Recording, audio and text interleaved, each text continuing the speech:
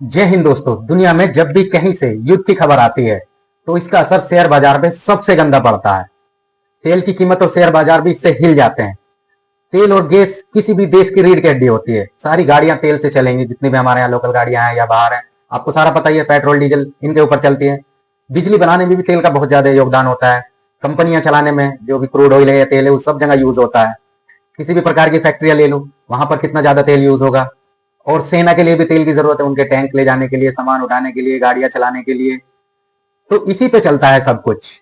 अगर सप्लाई रुक जाए तो सिस्टम पूरी तरह प्रभावित होता है। युद्ध के समय कई बार तेल रिफाइनरी और सप्लाई को निशाना बनाया जाता है, क्योंकि इससे दुश्मन की सेना कमजोर हो जाती है। देश की अर्थव्यवस्था पर बहुत ज्यादा गंदा असर पड़ता है और आम जनता के लिए भी बहुत बड़ा संकट सामने आता है। लेकिन अंतरराष्ट्रीय नियम भी होते हैं जो आम लोगों को बचाने की बात करते हैं। सबसे बड़ा सवाल, शेयर बाजार क्यों गिरता है? जैसे कि आज गिरा बहुत गंदे तरीके से, आप लोगों ने देखा, क्रैश होता ही चला गया। हम लोग बाइंग में बैठे थे और ज्यादा नुकसान हुआ। जब युद्ध की खबर आती है तो निवेशकों में, जो इन्वेस्टर है, उनमें डर हो जाता है, अनसर्टेनिटी बढ़ जाती है। तेल महंगा होता है तो कितनी सारी चीजों पर असर इसका पड़ता है। कंपनियों का खर्चा पहले से डबल हो जाता है, बढ़ जाता है, कुछ का तो 3 गुना ज्यादा बढ़ जाएगा। मुनाफा कम होने का डर उनको सताता रहेगा। अब वो क्या करेंगे, लोग शेयर बेचना शुरू कर देंगे। बेचने के बाद बाजार ऑटोमेटिकली नीचे की तरफ आएगा। जितने भी विदेशी इन्वेस्टर हैं वो पैसा निकालना शुरू कर देंगे। जैसे ही विदेशी इन्वेस्टर ने बड़ा पैसा निकाला, बाजार और डाउन हो गया। इससे और ज्यादा बाजार गिरा हमारा इंडियन बाजार। लोग सुरक्षित जो अच्छी जगह है वहां पर पैसा लगाने लग जाते हैं, जैसे गोल्ड में पैसा इन्वेस्ट करेंगे।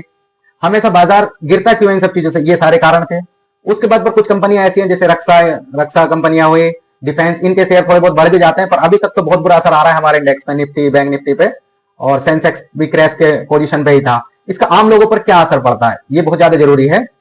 पेट्रोल डीजल जब महंगे होते हैं ना, तो इसका आम जिंदगी में बहुत ज्यादा असर पड़ने वाला है। महंगाई ऑटोमेटिक बढ़ती जाएगी। आप देख रहे होंगे सारी चीजें महंगी होती चली जाएंगी, क्योंकि जो भी हम पेट्रोल खरीदेंगे वो बाहर से खरीदेंगे, दूसरे देशों से खरीदेंगे, और वो हमें डॉलर में पेमेंट करना होता है। ऑटोमेटिकली यहाँ पर महंगाई बढ़ती जाएगी, कंपनी का खर्चा बढ़ जाएगा।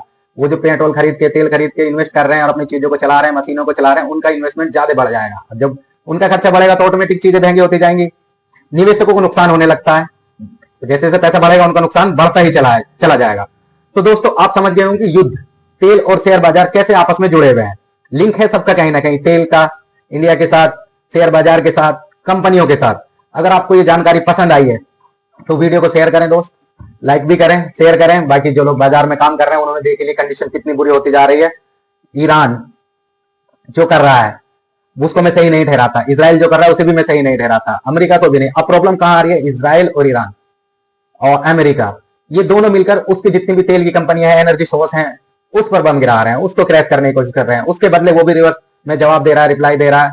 अब जितनी भी तेल के भंडार हैं या तेल की रिफाइनरी है, ये कंपनी है, वो उनको निशाना बना रहा है। जैसे ही वो ऐसा करता है, आज हमारा इंडियन बाजार देख ही लिया हुआ क्या हालत, त्राही त्राही मच गया, 23,000 के नीचे भी आ गया। सबसे बुरी बात तो ये कि मैं बाइंग साइड में बैठा हुआ था, बिल्कुल गंदे तरीके से गिरता गया, थोड़ा रुका, ऊपर गया, फिर नीचे की तरफ आ गया। तो आम जिंदगी पे भी, शेयर बाजार पे भी और इन्वेस्टर पे भी इसका बहुत गंदा असर पड़ता है, क्योंकि अनसर्टेनिटी बनी रहती है, समझ आता नहीं करना क्या है, पोजीशन लेके जाते हैं बाई की साइड में, 500 पॉइंट नीचे खोल देते हैं। तो संभल के थोड़ा काम करें, थोड़ी शांति बना के रखें। देखते हैं आगे भविष्य में क्या होता है बाजार को लेकर। चलिए, थैंक यू।